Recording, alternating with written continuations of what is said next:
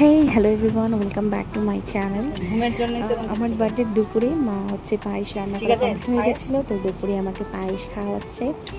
মাও খাইয়েছে আর আমার হাজব্যান্ডও আমাকে পায়েস খাইয়েছে। আর এরপরে হচ্ছে সন্ধ্যার জন্য প্রিপারেশন। আমি ভেবেছিলাম হয়তো কিছুই হবে না, তো যাই হোক তবুও সন্ধ্যার দিকে দেখছি মা ডেকোরেশন করেছে বেলুনের। আর হাজব্যান্ড হচ্ছে কেকও নিয়ে এসেছিলো, তো আমাদের সাথে সেই সারপ্রাইজগুলো শেয়ার করছি। নেক্সট ভিডিওতে দেখাবো বার্থডে কেক কাটিংটা। আর এই যে আমার মেয়ে, ও হেল্প করছিল দিদিকে। আমি রেডি।